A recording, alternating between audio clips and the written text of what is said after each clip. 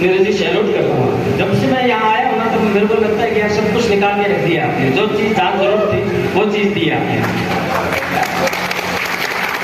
और ये आपने देखा होगा कि शुरुआत में कोई चीज़ की अच्छी होती है ना, फिर अच्छी लगती है। मेरे को ये म्यूजिक बहुत बढ़िया लगा, मेरे को ये स्टेज का डेकोरेशन बहुत बढ़िया लगा, हॉल बहुत अच्छा लगा, यहाँ के ब्लॉग बहुत अच्छे लगे। और मेरे को लगा कि ये वाकई संगम है, इस धरती के अंदर कोई जादू है। बाकी अपने दिन से रखते हैं लोग, यहाँ पर इतने सारे मोदी आपस में मिलकर के काम कर रहे हैं, संगम नहीं है तो क्या है। आश्रम तो करने की जरूरत नहीं है, आश्रम तो अपने आप उड़ने वाली चीज है, पर मानव नेचर है, अहंकार बड़ी है, आपस में लोग लड़ते रहते हैं, इसलिए आश्रम बढ़ नहीं पाता है। यहाँ पर इतने सारे ग्रुप मिलकर के अगर काम कर रहे हैं तो फिर तो ये संगम है। और इतने सारे लोग जब मिलकर के काम करते हैं, आपस में उनके उद्देश्य एक होते हैं, मंजिल एक होती है, प्रेम एक होता है, जहाँ पर सद्भावना होती है, प्रेम होता है, वहाँ चीजें अपने आप आगे बढ़ जाती है। आप तैयार हैं आगे बढ़ने के लिए? शिवम की एक बात तो मैं अपडेट करना चाहता हूँ कि राजाराम साहब को 20 साल लगेगी, आपको भी 20 साल लगेगी। रॉन्ग बोल रहे हैं आप, गलत बोल रहे हैं। राजाराम को 20 साल इसलिए लगे कि वहाँ ना टेक्नोलॉजी थी, ना प्लान देने वाले लोग थे, ना कोई प्रोफेशनल वक्ता थे। आजकल तो बोलने वाले, क्या नाम आपका, रामदयाल जी है, इधर ये पुरी साहब है, दुबे जी है, इनको मैं सुन रहा था तो मेरे को लगता है कि यार कितनी गजब की पर्सनालिटी है, कितने अच्छे वक्ता है। अच्छा, मेरे पास उस टाइम ना तो कोई मेरा पेमेंट कितना आएगा, मैंने कितने लोगों को ज्वाइन किया है मुझे पता था, मुझे बाद में पता चलता था जब घर पे चेक आता था। शुरू में चेक आते थे इसके, और चेक भी हम कई बार देखे, महीने 2-2 महीने 3-3 महीने लेट पोस्ट के कोरियर से आते थे, पैसा जेब से खत्म हो जाता था। उस टाइम ना कोई प्लान ढंग से बता पाता था, प्रोडक्ट ठीक नहीं था, डिलीवरी सिस्टम ठीक नहीं था, किटें लेके आते थे, 30 दिन वापस आना होता था, किट लाने के लिए वापस 600 किलोमीटर भीलवाड़ा जाना होता था। तो सारी चीजें मेरे को लगता था प्रतिकूल थी। अच्छा, जिसको भी बताते थे ना वो हंसता था, अच्छा वो बेवकूफी बनाने वाला काम कर रहे हो क्या। 20 साल बाद भी नेटवर्क मार्केटिंग को लेकर के लोग जागे नहीं है, लोग अवेयरनेस नहीं है, लोगों को लगता है कि ये फालतू का काम है। जब 20 साल पहले मैं एक पेस्टिसाइड कंपनी के अंदर काम करता था, आज से 22-23 साल पहले, तो वहां पर एक मल्टीनेशनल ग्रुप के अंदर मेरी सैलरी 8,500 रुपए की थी। उस टाइम हेडमास्टर की तनख्वाह उस टाइम कितनी थी?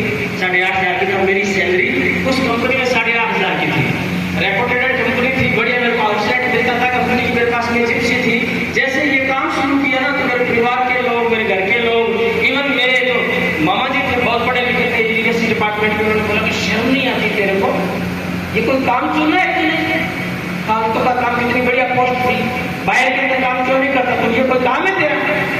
और 23 साल बाद में बोलते हो कि राजाराम तेरे को ये पता था, हम कहीं ना कहीं हमें भी उस टाइम इस बिजनेस में ज्वाइन करवा देता है।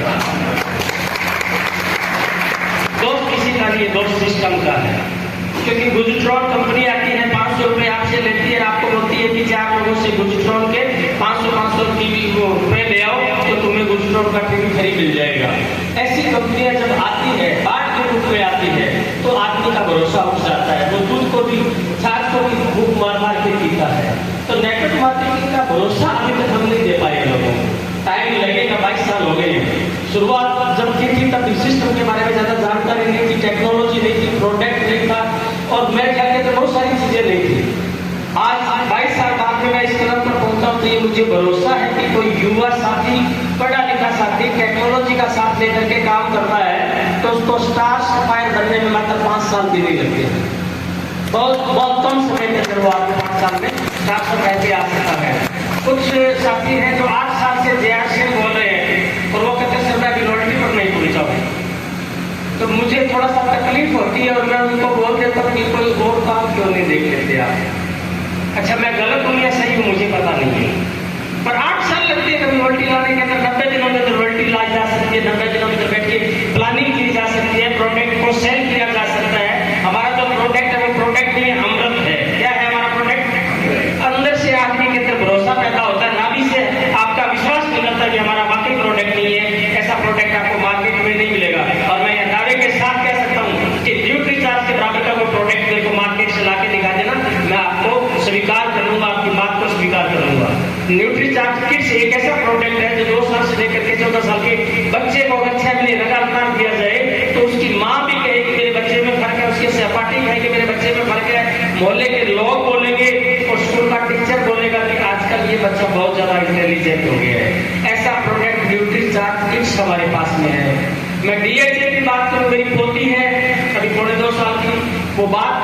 5-6 साल की लड़की जितनी, उसका दिमाग इतना तेज है। लोग पूछते हैं ये इतनी इंटेलिजेंट क्यों है? मैंने कहा कि शुरू के दिन इसकी माँ ने DHA खाया, पैदा होने के बाद में इसने फिनिश खाया, अब ये न्यूट्रीचार्ज फिनिश खा रही है। और ये प्रोडक्ट है वाकई, ये प्रोडक्ट मैं आपको बता नहीं रहा हूँ, ये अमृत से भी गहरे प्रोडक्ट है। लोग तो पीतल बेच करके भी खुश हो जाते हैं, जश्न मनाते हैं, हमारे पास तो सोना है, 24 कैरेट सोना है।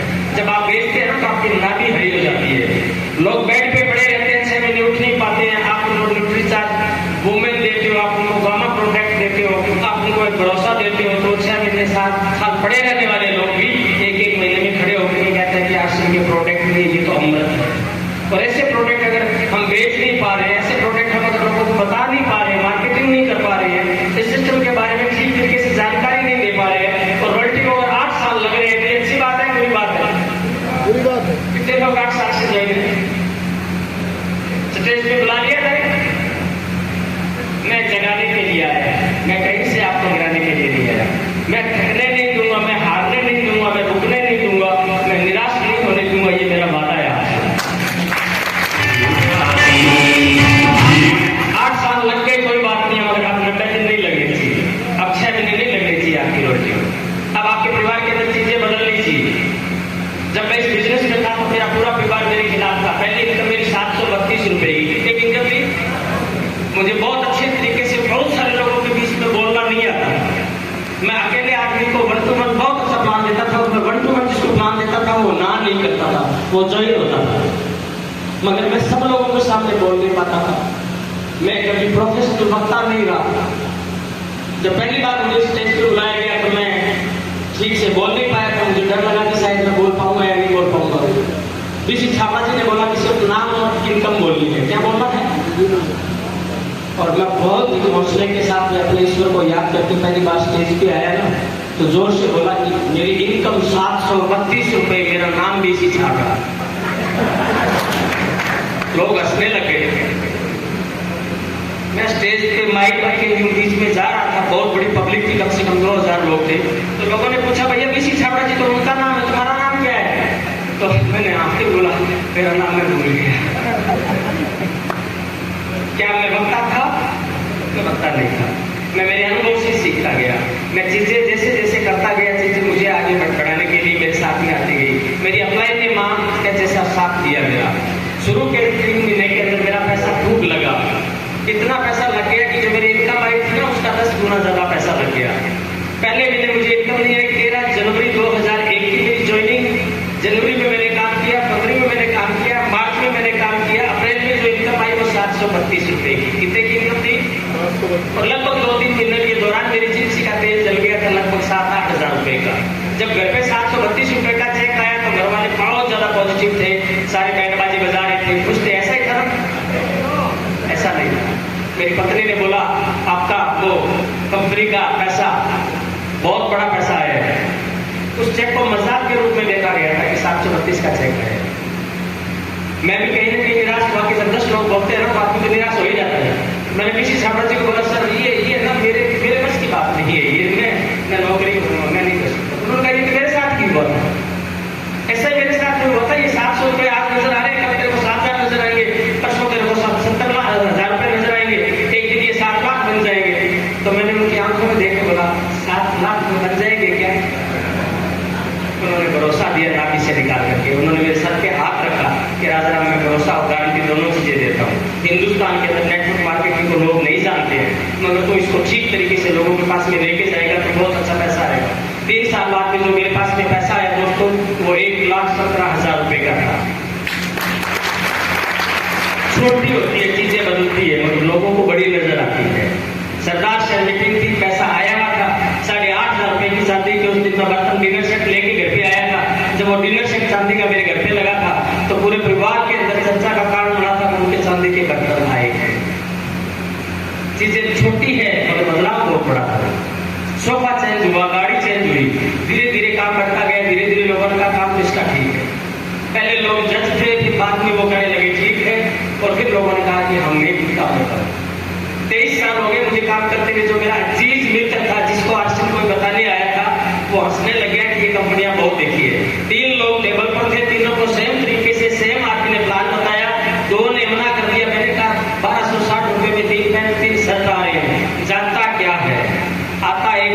अपॉर्चुनिटी है, एक अवसर है। जाने को क्या है, नुकसान क्या है इसमें? उसने बोला हम ज्वाइन नहीं करेंगे, और उन्होंने दोनों ने ज्वाइन नहीं किया। और 23 साल बाद उसका लड़का जवान हो गया। जब मैं गाँव जाता हूँ इस बार गाड़ी लेकर के, तो वो अपने लड़के को लेके आता है, इसको कोई काम का करो, आज से भी शुरू कराओ इसको। कौन कह रहा है? जिसके पास आज से भीलवाड़ा से आया था, उसने ज्वाइन नहीं किया था।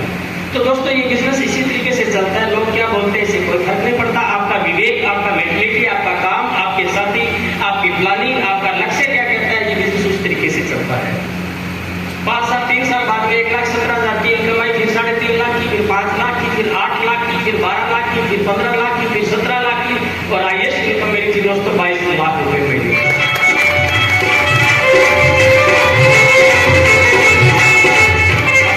अभी जो मेरी एम्प्लॉय है, जो मेरे गुरु है, वो तो कहते हैं चिल्लर है। क्या है? चिल्लर है, आप पैसा कब आएगा।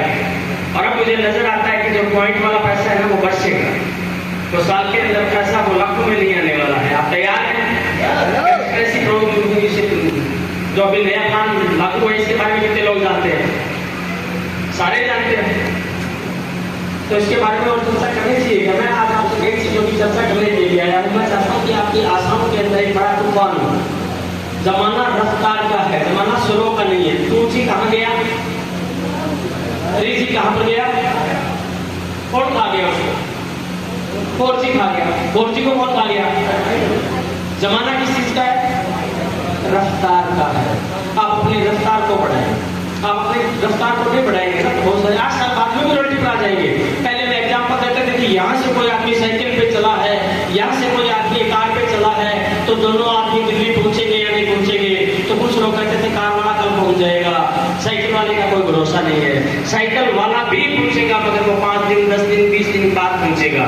मगर दोस्तों अब मैं आज ये कहता हूँ कि साइकिल वाला पहुंचेगा, मगर वो इतना लेट पहुंचेगा कि आपके पास में फील्ड में काम करने का समय बहुत कम बचेगा। आपके सपनों को, आपके ड्रीम को, आपकी टीम को, आपके विस्तार देने का समय बहुत कम बचेगा। अपने को स्पीड पे काम करना चाहिए। आप तैयार हैं? तैयार है? ऐसे नहीं है, ये थोड़ा सा है ना सीरियस और पत्र होगा। आप हमेशा मुस्कुराते रहो। अच्छा, घूरने से कुछ नहीं होता। अगर किसी लड़की को मैं 3 बार घूरता हूँ तो वो लड़की मेरे बारे में क्या सोचेगी? आगे रह गई यार। अच्छा, मैं 3 बार उसको चलती हुई मुस्कुराहट से मुस्कुरा लेता हूँ तो वो क्या कहेगी कि अंकल मस्त है, कहेगी या नहीं कहेगी? तो मुस्कुराते रहना बहुत जरूरी है जिंदगी में। भाई तो है क्या? आपका देना दीजिए।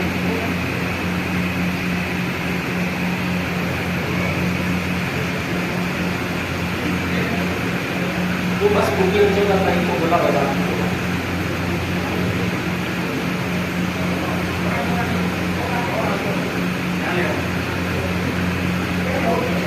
अच्छा, कुछ जीवन में बड़ा होना चाहिए, ऐसा लग रहा है क्या आपको? कुछ जीवन में बदलाव होना चाहिए, जीवन के अंदर ठहराव आ जाता है ना, तो आदमी के पैसे होने के बावजूद भी जिंदगी को जी नहीं पाता। और मैं आपको थोड़ी सी बात बताना चाहूंगा कि जिंदगी के अंदर सबसे ज्यादा जरूरी क्या चीज है कि आपका पॉजिटिव रहना। अगर आप पॉजिटिव है तो सारी चीजें आपके हक में है। ये कौन है? दुखी राम है। कौन है? ये सुखी राम है। आपको समझ में आ रहा है क्या? अच्छा, 1 सेकंड के लिए आंख बंद करें और अपने आप को देखें, आप कौन से हैं। 1 सेकंड के लिए आंख बंद करके देखें कि मैं दुखी राम हूं या सुखी राम हूं। दुखी राम। सुखी राम। हमेशा सुखी राम बनने में फायदा है। ये हॉल कितना अच्छा है, ये माहौल कितना अच्छा है, यहाँ के लोग कितने अच्छे हैं। आप घर में जाकर के अगर पॉजिटिव रहते हैं तो आपका माहौल, बच्चों का माहौल, घर में जाकर के आप नेगेटिव बात शुरू करते हैं तो आपकी वाइफ नेगेटिव बात शुरू करेगी, आपका बच्चा नेगेटिव बात शुरू करेगा, फिर वो ओहरा, फिर वो माहौल क्या बन जाएगा? नेगेटिव बन जाएगा। तो घर में कभी भी बैठो ना तो आप बोलो कि चीजें बहुत अच्छी हो रही है। और एक बात और कहना सीख लो कि जिंदगी के अंदर भी कुछ होता ही नहीं है। कुछ लोग सुसाइड कर लेते हैं कि जिंदगी में कुछ बचा ही नहीं है। मैं कहता हूँ जिंदगी में कभी भी कुछ अंतिम नहीं होता। कितने से कितना बड़ा नुकसान हो जाए ना तो भी कुछ नहीं होता। वो अमेरिका का एक ख्याल में बहुत बड़ा बिजनेसमैन था, नाम भूल रहा हूँ मैं उसका, ऐसा कोई नाम था, जैसा कोई नाम था। तो उसकी फैक्ट्री चल रही थी, वो बात खड़ा खड़ा हंस रहा था। तो लोगों ने बोला कि बेचारा पागल हो गया। पत्रकार ने आगे बोला कि आपकी पूरी फैक्ट्री चल रही है, आप हंस रहे हो। उन्होंने बोला कि 10 साल से सोच रहा हूँ इस फैक्ट्री के अंदर क्या क्या चेंज करूँ, क्या बदलाव करूँ। बहुत कुछ बदलने का मन कर रहा था और बदल नहीं पा रहा था। अब मजा आ गया, मेरे तरीके से बढ़िया फैक्ट्री बनाऊंगा, नई टेक्नोलॉजी में रहूंगा। ये नजरिया कौन सा है? पॉजिटिव रहने से आपके जीवन में खुशियां आएगी। आप हमेशा सुखी राम बने, जिससे आपके पास में बहुत अच्छी घटित हो रही है, लोगों से आप काम लेना सीखें। अच्छा, दूध का गिलास गिर जाता है और माँ उसके कान के नीचे चपेट लगाती है, बच्चा रिलैक्स हो गया या नहीं हो गया? दूध का गिलास गिर जाता है, शाम तक माँ भी उसको देखती है, बच्चा भी वो देखता है, बच्चा कहता है माँ क्यों नहीं देती। शाम को सोते टाइम तो बच्चा डिप्रेशन में आ जाता है कि यार ये कुछ बोल क्यों नहीं रही।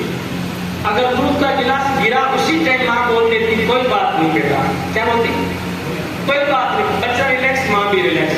आपकी टीम के अंदर भी गलती होती है, बहुत बड़ी गलती होती है, दुनिया बर्बाद होगी। क्या मैं हंसता हूँ देखा, ऐसा कुछ होता ही नहीं। आपको क्या बोलना है? कोई बात नहीं, कितना भी बड़ा नुकसान हो जाए। अच्छा, बच्चे ने गाड़ी लगा दी, डिक्की अंदर चली गई, महंगी गाड़ी थी 50 लाख रुपए की, तो घर पे लेके आया, तो उसने बोला कि पापा आज एक नगवाड़ा के पीछे गाड़ी मारी। मैंने कहा कोई बात नहीं।